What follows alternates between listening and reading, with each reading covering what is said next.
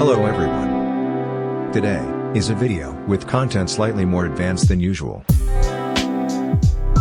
Before going into the main content, I need to address everyone's questions, which is about key levels. So many people have asked me to make a separate video about key levels.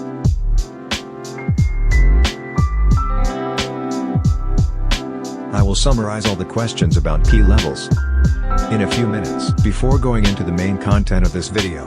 Okay, first, you need to understand what a key level is. A key level is a price zone where a conflict between buyers and sellers has occurred, and the trend has reversed. Some people will call this price zone support and resistance, or supply and demand zones. Depending on how you trade, you call it accordingly. As for me, I generally call it a key level.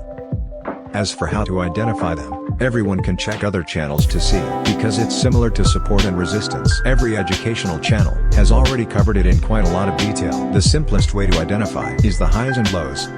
As for other price zones that move sideways, which I've mentioned as key levels, everyone should temporarily not pay attention to them, because sometimes they are accurate, sometimes they are not. Only when you've been in the market long enough can you recognize them.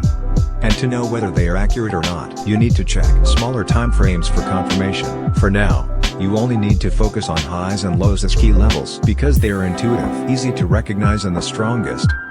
Okay, now to the part about key levels, important ones that everyone is curious about. Probably new people haven't watched all my channel's videos yet. That's why they ask like that. Because in the video, how can we confirm the trend?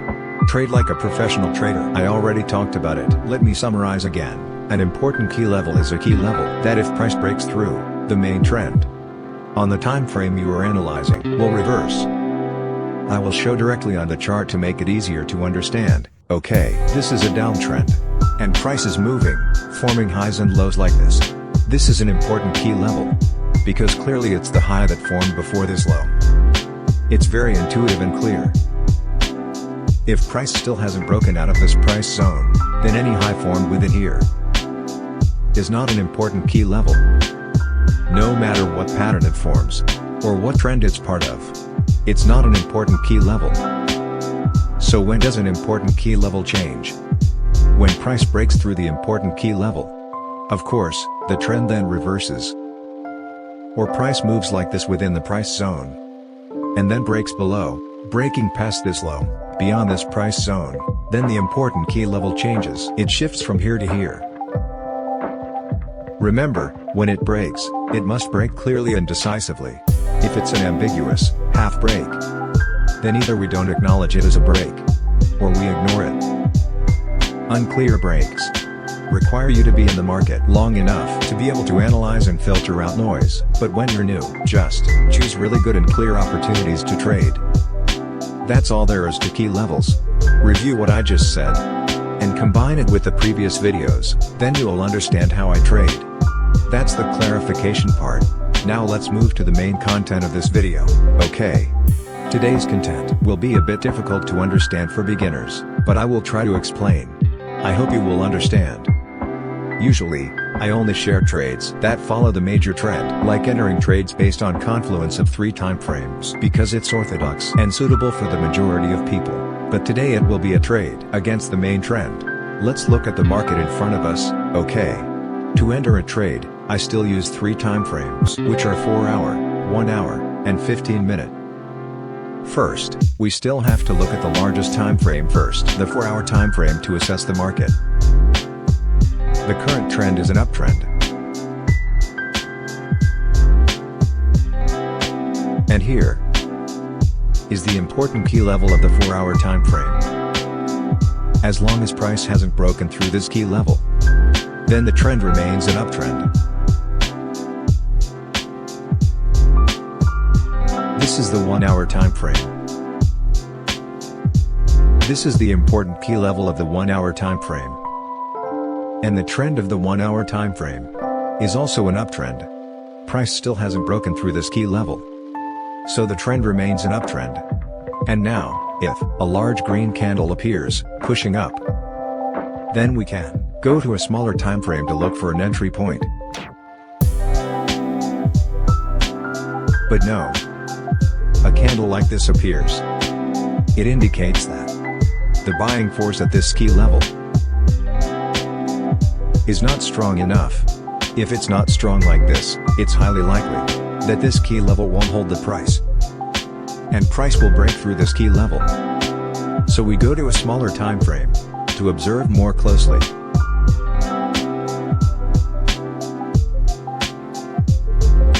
Price has already broken through this key level.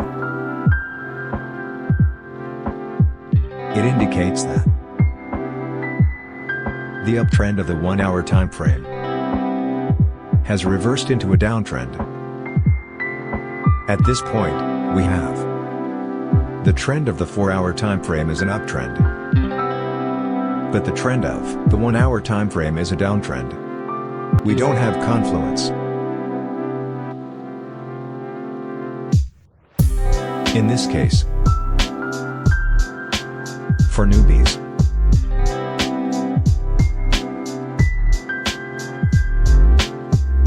please wait. Wait for the trend of the 1-hour time frame to reverse into an uptrend like the 4-hour time frame. Or the 4-hour time frame must turn bearish, aligning with the 1-hour time frame. We must have confluence before we enter a trade. But for me, I don't do it that way. Let's see how I do it. Okay. Now we have a lack of confluence here. I go to the 15-minute time frame. Although the 4-hour and 1-hour don't have confluence, we have confluence between the 15-minute and 1-hour time frames. Both are a downtrend. The trend of the 15-minute time frame is also a downtrend, and the 1-hour is also down. We have confluence of two time frames here. Price seems to be pulling back. So, will the upcoming bullish be just a retracement of this downtrend? Or will it follow the major uptrend of the 4-hour time frame, turning into a long-term uptrend? I assess that this is just a retracement. Why is that? Because suppose now it turns bullish and keeps going up. It turns into an uptrend and keeps rising. That means this price zone, this key level is a strong key level. It has a strong buying force in this case. With strong buying force, the trend can turn into an uptrend. It can break through the key level. It can break through the downtrend of the 15-minute time frame and the 1-hour. But let's look, pull to this side. It's not even a key level of a higher time frame. It's not even a Fibonacci price zone. From 0.5 to 0.618, it's nothing at all. So it cannot have a strong buying force. In this case, if it's in the middle like this, it doesn't have enough buying force to go up. If the trend turns into an uptrend, then price must reach the price zone key level of the 4-hour time frame, which is this key level. Here it would have strong buying force to push up. Reaching here, the trend could reverse. But now it retraces like in this case. Then this is just a retracement trend. Okay, now we assess this as just a retracement trend. So where does it retrace to? As I said in previous videos, there are two places price can retrace to. One is this key level. Two is this important key level.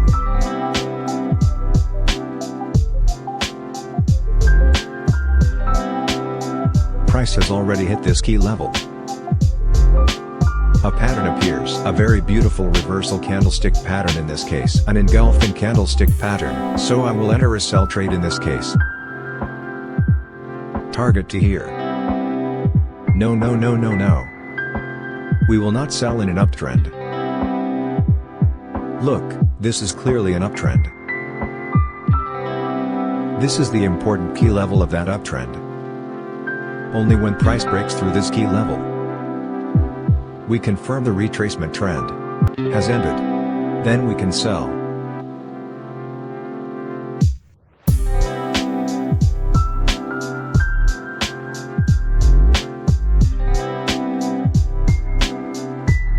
uptrend is still continuing, it won't retrace to this level. So I can affirm, definitely, it will have to retrace to this important key level. That's why I entered a sell limit order in this case. Stop loss is 20 pips. Target down to the low here.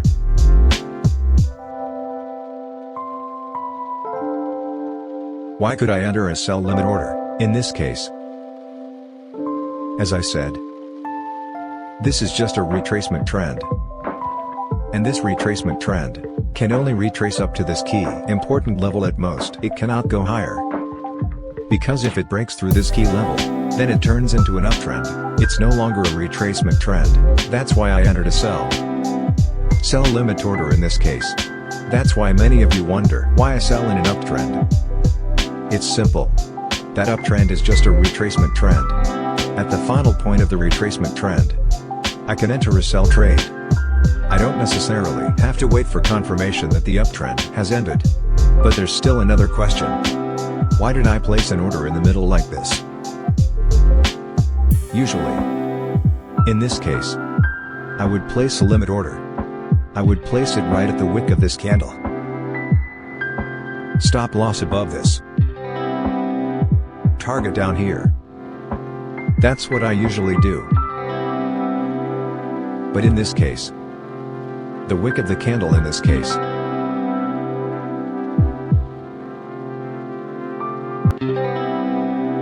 is long like this, and if I enter the trade as just mentioned, then my stop loss would be too long. That's why I placed an order. My entry point in the middle of this wick. Stop loss above this for safety. Target down before the key level of the 4-hour time frame.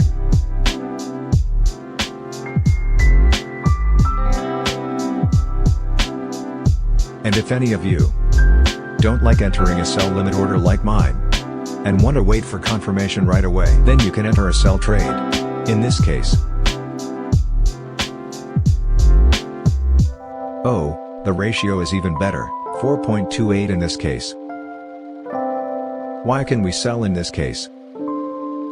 Through these 4 candles, we can determine. This pin bar candle signals that at this price zone, there is a selling force downward. But of course, we won't enter a trade right when we see a pin bar candle. When a spinning top candle appears, followed by an indecision candle, it proves that price is hesitating, not continuing upward. Okay, that's a good sign. When a green candle appears, pushing up, in this case,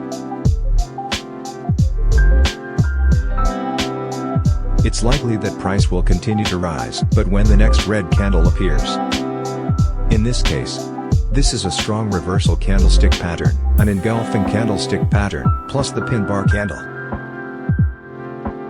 the spinning top candle.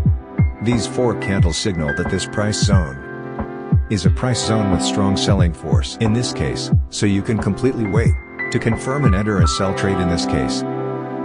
Stop loss up here, target down here. Completely fine. The ratio is even higher than the ratio of my limit order.